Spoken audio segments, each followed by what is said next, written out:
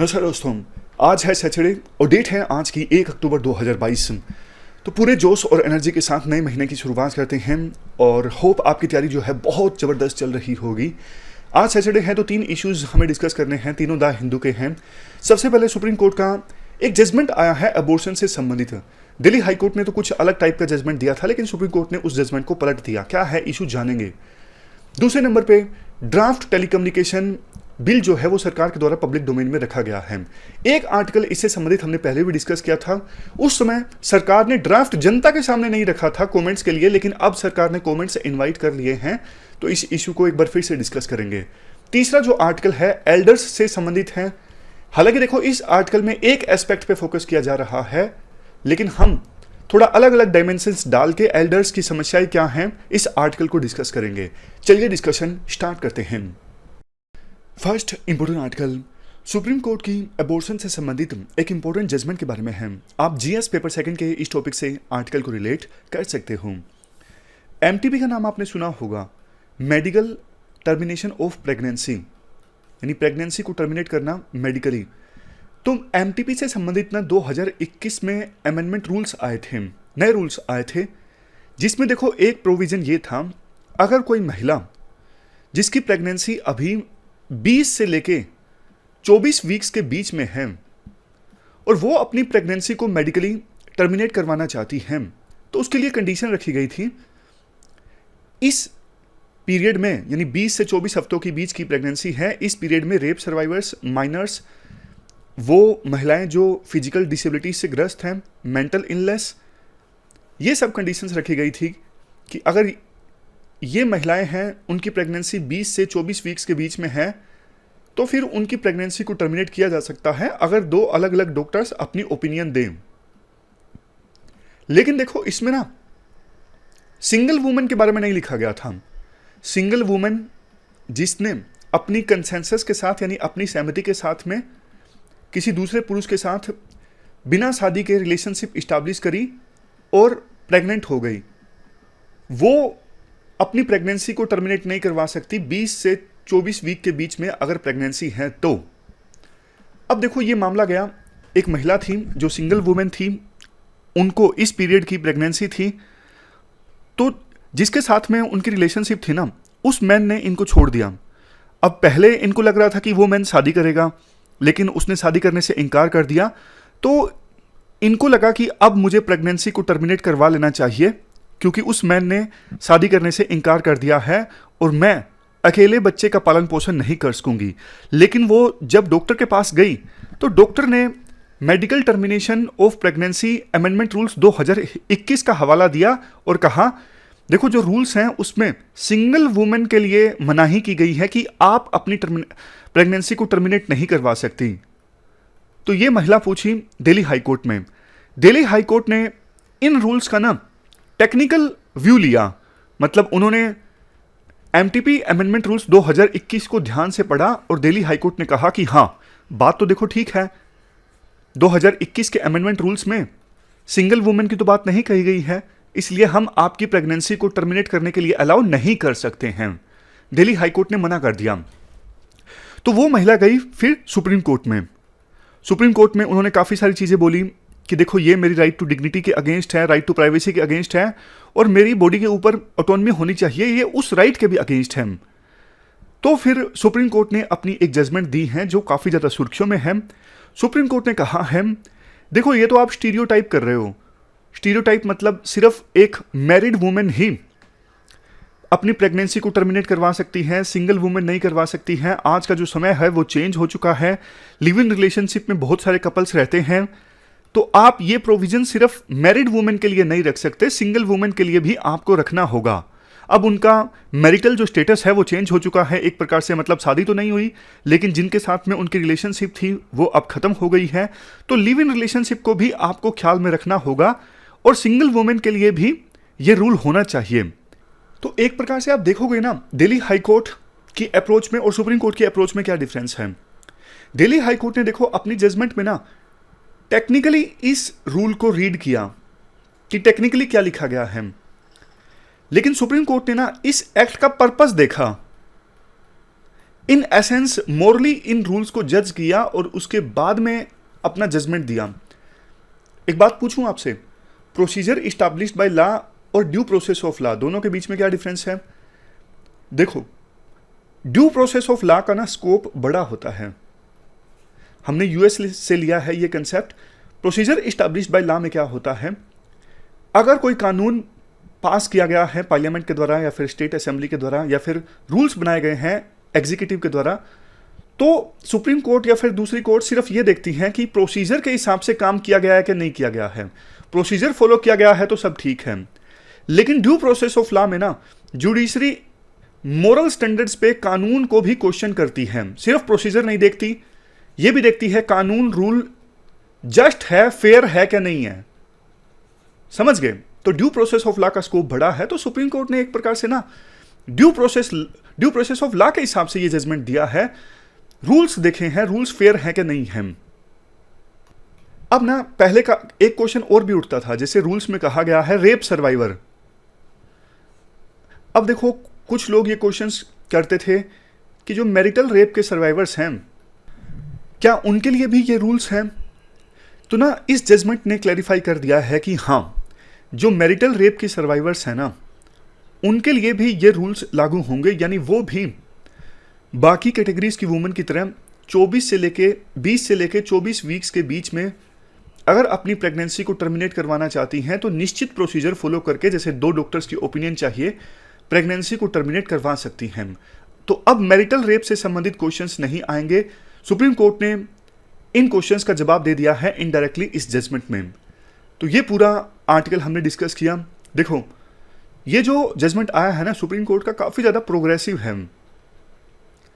जो सरकार के वकील थे, हालांकि उन्होंने कहा था कि ये रूल्स ना बहुत सोच समझ के लाए गए हैं, क्योंकि जो 1994 का एक्ट है ना, जिसमें फीमेल फिटिसाइड को बैन किया गया है, सेक्स डिटर्मिनेशन को बैन किया गया है फीमेल फिटिसाइड रोकने के लिए, तो उसका सेक्स डिटर्मिनेशन का मिसयूज ना हो उसके, और ऐसा ना हो कि कुछ महिलाएं, उनको पता लग गया कि बच्चे का सेक्स क्या है पेट के अंदर ही, अब वो प्रेगनेंसी को टर्मिनेट करवाना चाहती हैं, ऐसा ना हो। तो मिसयूज को रोकने के लिए सरकार इतने स्ट्रिक्ट ये एमटीपी रूल्स लेके आई थी। तो आप जो कर रहे हो ना, सोच समझ के कीजिएगा। तो सुप्रीम कोर्ट ने कहा कि हाँ, हम चिंता मत कीजिए आप, हम ये इंश्योर करेंगे कि इन रूल्स का ना मिसयूज ना हो, फीमेल फिटिसाइड ना हो, कि जिन पेरेंट्स को पता लग गया कि बच्चे का सेक्स क्या है और वो इन रूल्स की सहायता से टर्मिनेशन ना करवाएं प्रेगनेंसी का, ये हम सुनिश्चित करेंगे। जजमेंट इस प्रकार से लिखेंगे तो ठीक है, फिर तो एक बैलेंस इस्टेब्लिश हो जाएगा। सुप्रीम कोर्ट की जो जजमेंट है उससे मिसयूज नहीं हो सकेगा एमटीपी रूल्स का। तो ये पूरा आर्टिकल हमने डिस्कस किया। चलते हैं आगे। इसके बाद नेक्स्ट आर्टिकल टेलीकॉम सेक्टर से संबंधित है। आप जीएस पेपर सेकंड के इस टॉपिक से आर्टिकल को रिलेट कर सकते हो। क्या कंटेस्ट है?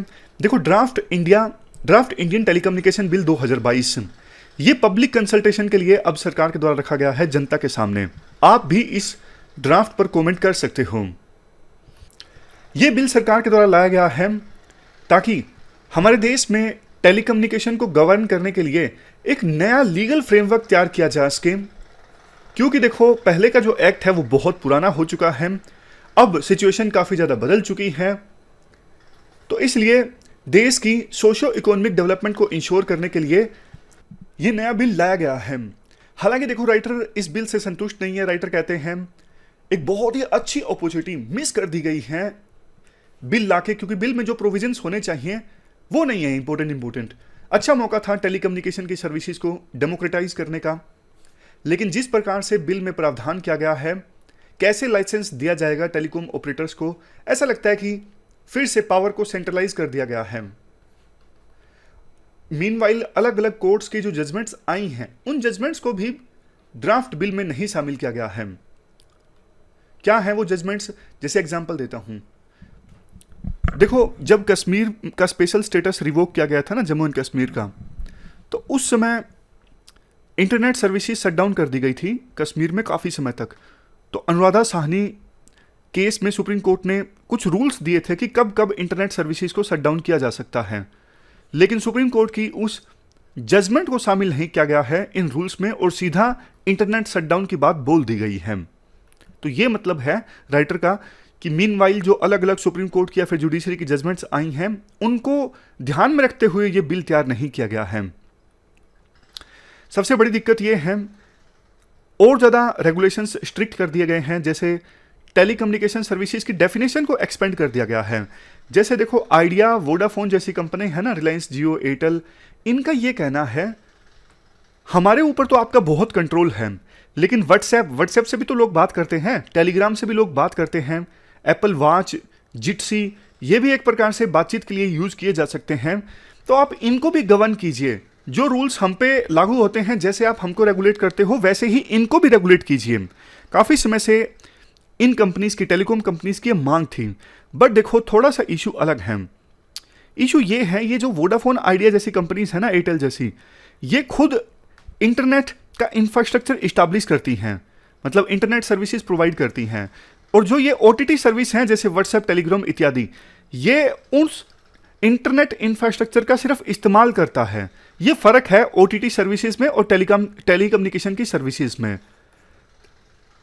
अगर देखो सरकार इन ओटीटी सर्विसेज को ज़्यादा स्ट्रिक्टली रेगुलेट करने लगेगी तो फिर इनोवेशन नहीं आ सकेगी ज़्यादा इन सर्विसेज में, इससे जनता का नुकसान होगा।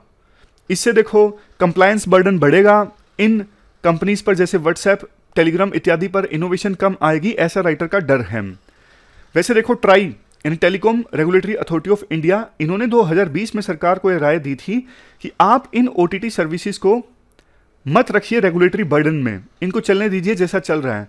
लेकिन डिपार्टमेंट ऑफ टेलीकम्युनिकेशन ने ट्राई की इस बात को नहीं माना, बल्कि ट्राई की जो रिस्पॉन्सिबिलिटी थी उसको भी थोड़ा कम कर दिया। पहले ना लाइसेंस इशू करने से पहले ट्राई की रिकमेंडेशंस को मानना होता था, लेकिन अब इनके रोल को, यानी ट्राई के रोल को सेंट्रल गवर्नमेंट के द्वारा कम कर दिया गया है। अब देखो एक बात इस ड्राफ्ट टेलीकम्युनिकेशन बिल में ये बोली गई है कि डेटा को ना लोकली इंडिया में स्टोर करके रखा जाएगा। इसके जवाब में राइटर कहते हैं डेटा लोकलाइजेशन ये काफ़ी सीरियस इशू है, इससे देश के इंडिविजुअल्स की जो प्राइवेसी है वो भी कॉम्प्रोमाइज़ हो सकती है। ऑलरेडी देखो 2021 के आईटी रूल्स में एक केस चल रहा है जो हमने पहले भी डिस्कस किया था। उस केस में सेंट्रल गवर्नमेंट ने ये कहा था कि मैसेज का ओरिजिनेटर कौन है ये हम पता लगा सकें, ऐसा प्रोविज़न होना चाहिए। तो उस समय व्हाट्सएप जैसी कंपनीज ने कहा था कि अगर ये प्रोविज़न उपलब्ध होगा ना तो फिर एंड टू एंड इंक्रिप्शन का कोई मतलब ही नहीं रह जाएगा। फिर तो ऐसा हो जाएगा कि जैसे हम मैसेज के बीच में ए बी को मैसेज भेज रहे हैं तो बीच में हम चेक कर रहे हैं, तो फिर प्राइवेसी कॉम्प्रोमाइज हो जाएगी। तो उस रूल को जहां इन कंपनीज ने सुप्रीम कोर्ट के सामने चैलेंज किया हुआ है, लेकिन अब फिर से सेंट्रल गवर्नमेंट ने जो ये बिल का ड्राफ्ट रखा है जनता के सामने, उसमें ये बात रखी गई है कि जैसे 2 पर्सन्स हैं ए और बी, ए ने बी को मैसेज भेजा है तो बी के पास ना ए की आइडेंटिटी साथ में आनी चाहिए कि मुझे मैसेज किसने भेजा है। तो ये फिर से कोर्ट में जाएगा, ऐसा राइटर अनुमान लगाते हैं।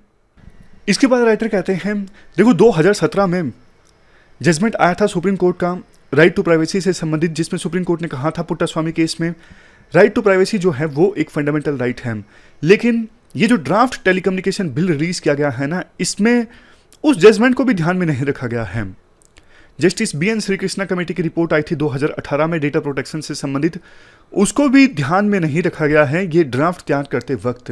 लास्ट में राइटर कंक्लूड करते हुए ये कहते हैं देखो सर्विलियंस से संबंधित, इंटरनेट शटडाउन से संबंधित, नेट न्यूट्रलिटी से संबंधित, ये सारे प्रोविजन से संबंधित ना डिटेल में बिल में बात की जा सकती थी, लेकिन बात वही है, एक अपॉर्चुनिटी मिस कर दी गई है। डिपार्टमेंट ऑफ टेलीकम्युनिकेशन ने 20 अक्टूबर 2022 तक कमेंट्स इनवाइट किए हैं।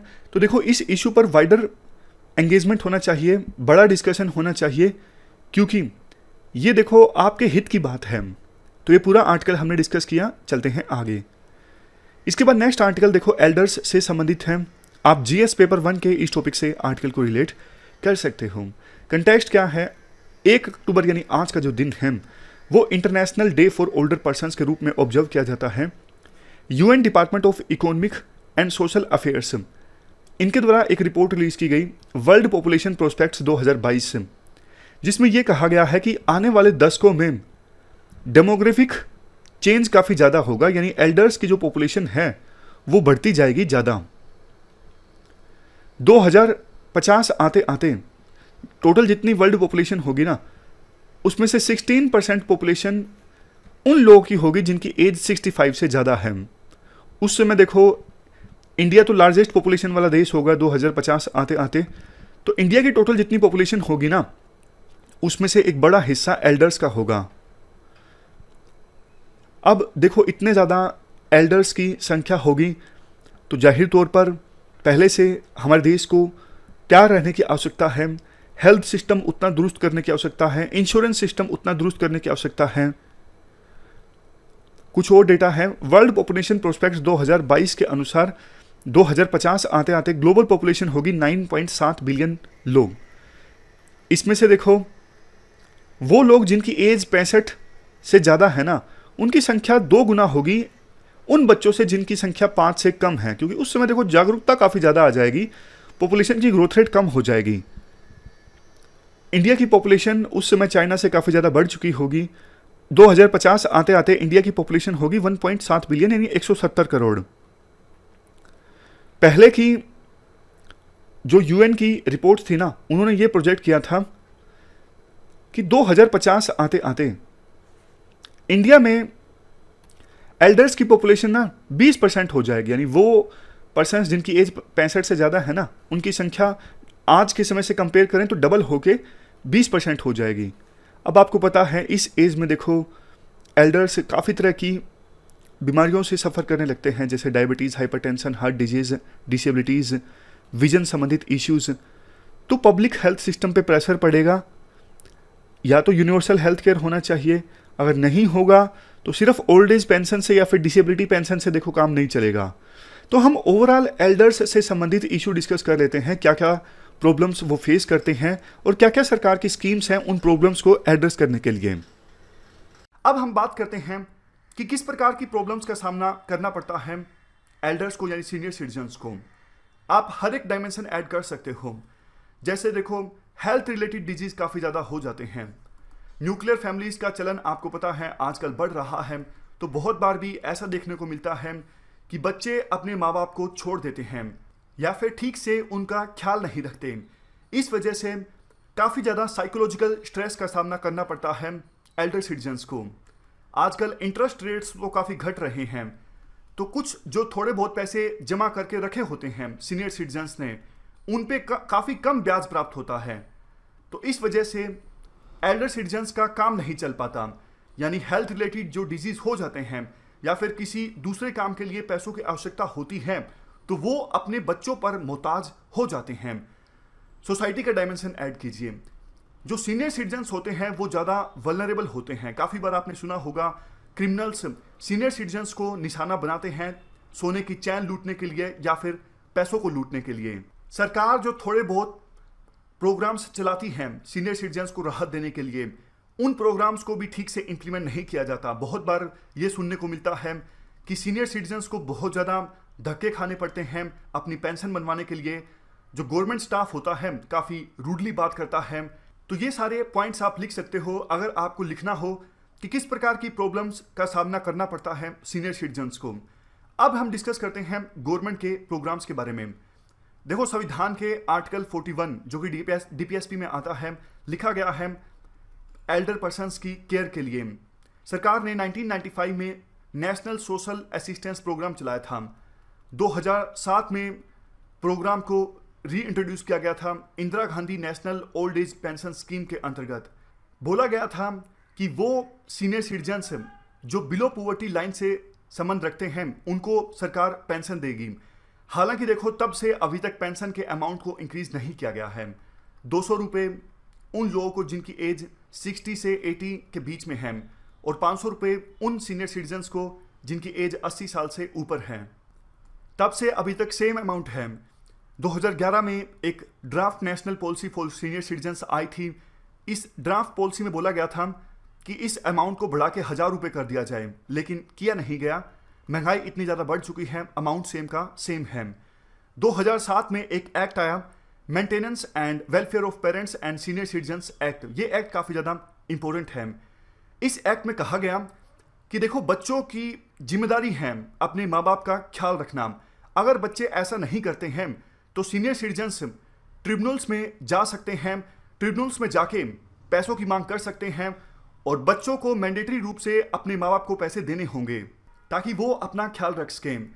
एक इंपॉर्टेंट बात 2007 के इस एक्ट में यह भी बोली गई, देखो काफ़ी बार ऐसा भी देखने को मिलता है कि एल्डर सिटीजन्स अपनी प्रॉपर्टी को ट्रांसफ़र कर देते हैं बच्चों के नाम पे, रिलेटिव के नाम पे, और बाद में बच्चे और रिलेटिव उन एल्डर पर्सन्स का ख्याल रखना छोड़ देते हैं। तो इस केस में एल्डर सिटीजन्स ट्रिब्यूनल में जा सकते हैं और मांग कर सकते हैं कि देखो हमने जो प्रॉपर्टी को ट्रांसफ़र किया था, हमारे उस फैसले को निरस्त किया जाए और फिर से प्रॉपर्टी हमारे पास आनी चाहिए। तो ये भी प्रोविजन है 2007 के इस एक्ट में। लेकिन देखो वही बात, इंप्लीमेंट ढंग से नहीं किया गया इस एक्ट को। मिनिस्ट्री ऑफ सोशल जस्टिस जो कि नोडल मिनिस्ट्री है एल्डर पर्सन्स की केयर के लिए, इस मिनिस्ट्री के द्वारा 2092 में एक इंटीग्रेटेड प्रोग्राम लॉन्च किया गया, integrated programme for older persons. लेकिन ये प्रोग्राम भी इफेक्टिव साबित नहीं हुआ ओल्डर पर्सन्स की केयर के लिए। अब सबसे लास्ट में कुछ रिकमेंडेशंस दी जाती हैं कि देखो सभी ओल्डर पर्सन्स के लिए 2000 रुपए की पेंशन होनी चाहिए। समय के अनुसार महंगाई काफ़ी ज़्यादा हो चुकी है तो 2000 की पेंशन होनी ही चाहिए। इसके बाद ऐसे एज्ड लोग जिनके पास घर नहीं है, काफ़ी गरीब हैं, सरकार उनके लिए घर की व्यवस्था करे और इसे एक इंटीग्रल कंपोनेंट माना जाए प्रधानमंत्री आवास योजना का। असिस्टेड लिविंग फैसिलिटीज इस्टेब्लिश की जाए, फाइनेंस मिनिस्ट्री के द्वारा टैक्स इंसेंटिव्स दिए जाएं सीनियर सिटीजन्स को ताकि उनके पास ज़्यादा पैसा उपलब्ध हो और वो किसी पर डिपेंडेंट ना हो, अपनी केयर खुद से कर सकें। तो ये सारे पॉइंट्स आप लिख सकते हो। एक इंपॉर्टेंट पॉइंट मैं आपको और बताता हूँ, जर्मनी में एक कंसेप्ट है कि देखो ओल्डर सिटीजन्स जो अलग हो जाते हैं या तो उनके बच्चे उनको छोड़ देते हैं या फिर उन सीनियर सिटीजन्स के बच्चे होते नहीं हैं, उनको देखो ऑर्फनेज में रखा जाए, यानी जहां पर अनाथ बच्चे होते हैं उन अनाथ बच्चों के साथ रखा जाए ओल्डर सिटीजन्स को, ताकि देखो जो अनाथ बच्चे हैं उनको माँ बाप की कमी ना खले, उनको सीनियर सिटीजन्स का जो एक्सपीरियंस है उनका लाभ मिलेगा, सीनियर सिटीजन्स अच्छे संस्कार डालेंगे उन अनाथ बच्चों में, और जो सीनियर सिटीजन्स हैं वो भी अकेलापन महसूस नहीं करेंगे। तो जर्मनी का ये कंसेप्ट जो है वो इंडिया में भी इंप्लीमेंट किया जाए। इसके अलावा लास्ट में देखो कुछ और भी अच्छे सजेशंस हैं, जैसे ये ओल्ड एज होम होते हैं ना, इनमें जो रेजिडेंट्स होते हैं, जो बूढ़े लोग होते हैं, वहाँ पर रेगुलर उनकी हेल्थ स्क्रीनिंग की व्यवस्था की जा सकती है किसी एनजीओ के साथ टाई अप करके या फिर किसी लोकल हॉस्पिटल के साथ टाई अप करके। बेसिक उनका रेगुलर टेस्ट जैसे blood sugar, blood pressure, periodic vision, hearing screening, ये सब टेस्ट किए जा सकते हैं और जिनको ज़्यादा प्रॉब्लम हो उनको आगे रेफ़र भी किया जा सकता है।